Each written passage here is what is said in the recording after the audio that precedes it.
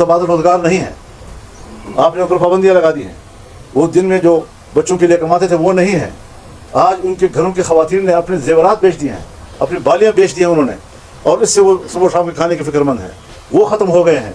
तो अब घरों के दरवाजे और खिड़कियाँ बेच रहे हैं कि किसी तरीके से तो हमारे को शाम की रोटी का इंतज़ाम हो सके।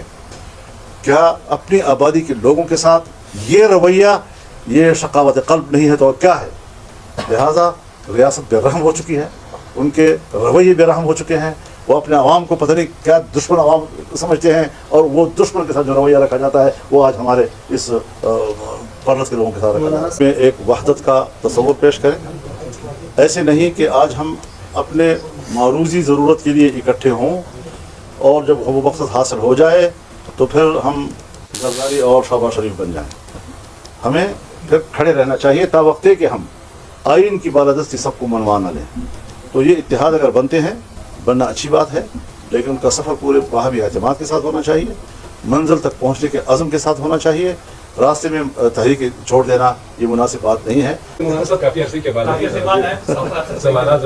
मरकज़ की सतह पर भी इत्तेहाद कायम है, वो भी कमोबेश इसी पैटर्न पर है कि हम आइन की बालादस्ती, पार्लियामेंट की और सिविल सुपरमेसी के लिए लड़ रहे हैं।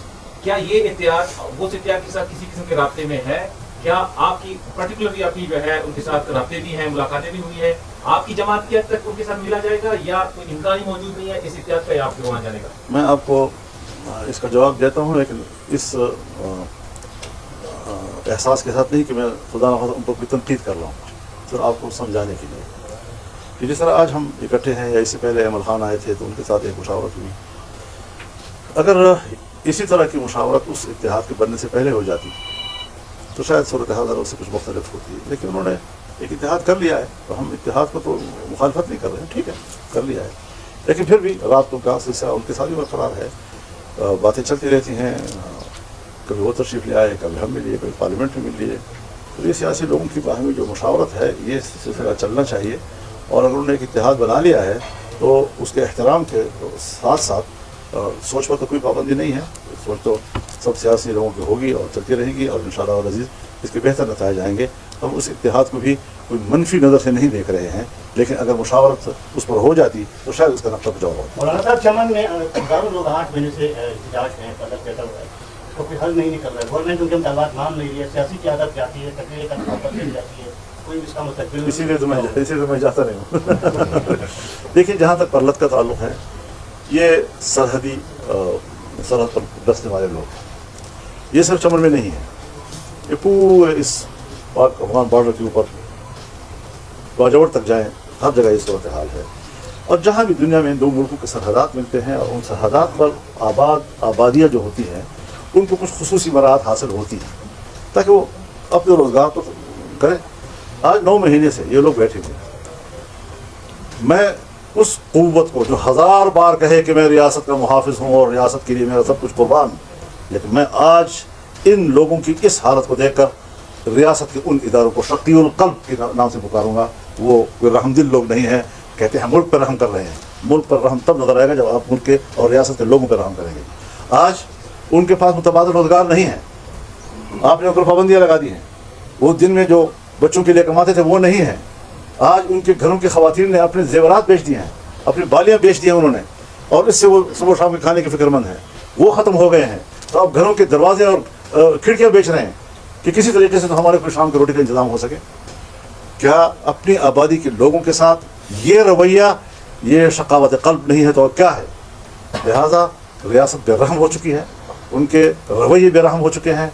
वो अपने आवाम को पता नहीं क्या दुश्मन आवाम समझते हैं, और वो दुश्मन के साथ जो रवैया रखा जाता है वो आज हमारे इस परलत के लोगों के साथ रखा जाता है। इसका हल है, निकाला गया है, लेकिन बातचीत मानने के बावजूद ये उस पर अमल नहीं कर रहा तो हम क्या कर सकते हैं?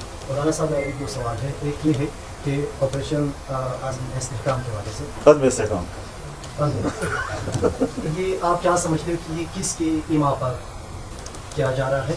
दूसरा सवाल, आप सियासत और बिलखसूस इलेक्शन में इस्टेब्लिशमेंट पर एतराज़ लगा रहे हैं कि वो उनकी मुदाखलत की वजह से ये सब कुछ हो पाया है, तो आपके नशिस्त में बैठे हुए आपके पास खुशहाल खान की जमात का सबसे अहम एतराज़ ये है कि उनकी नशिस्त आपकी पार्टी को दी गई है। इस हवाले से आपकी पार्टी का क्या होगा? ये छोटा सवाल है, तो छोड़ो, चलते रहते हैं।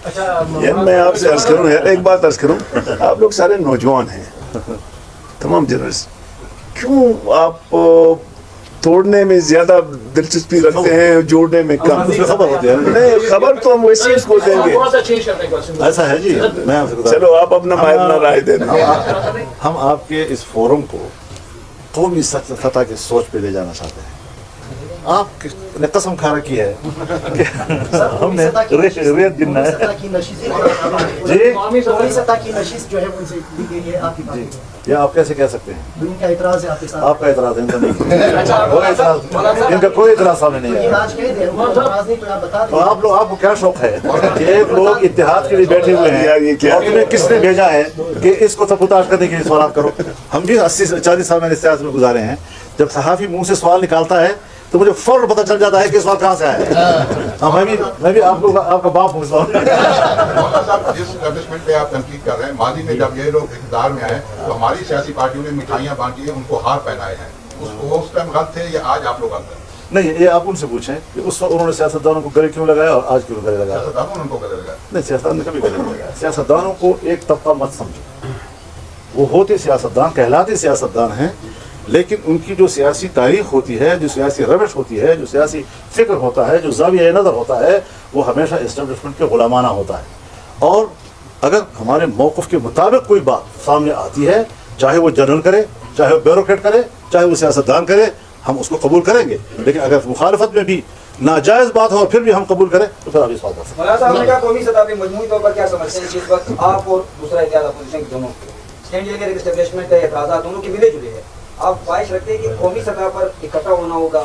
بالکل ہماری خواہش ہے کہ ہم بڑے سنجیدہ انداز کے ساتھ ملک میں ایک وحدت کا تصور پیش کریں. ایسے نہیں کہ آج ہم اپنے معروضی ضرورت کے لیے اکٹھے ہوں اور جب وہ مقصد حاصل ہو جائے تو پھر ہم زرداری اور شہباز شریف بن جائیں. ہمیں پھر کھڑے رہنا چاہیے تا وقتے کہ ہم آئین کی بالادستی سب کو منوا نہ لیں.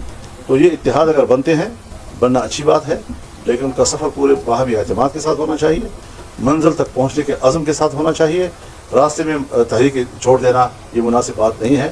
تحریک یہ کوئی سمندر میں بڑا پتھر پھینک کے ایک دھماکہ خیز اونچال کھڑا کرنے کا نام نہیں ہے، بلکہ یہ لہروں کا نام ہے. وہ چلتی ہیں، مد و جزر کا شکار ہوتی ہیں، نشے و فراز کا شکار ہوتی ہیں اور بالآخر ساحل پہ جا کر دم دیتی ہیں.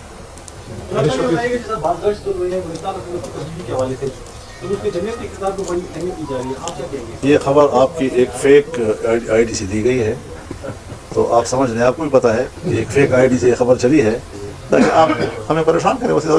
Thank you sir.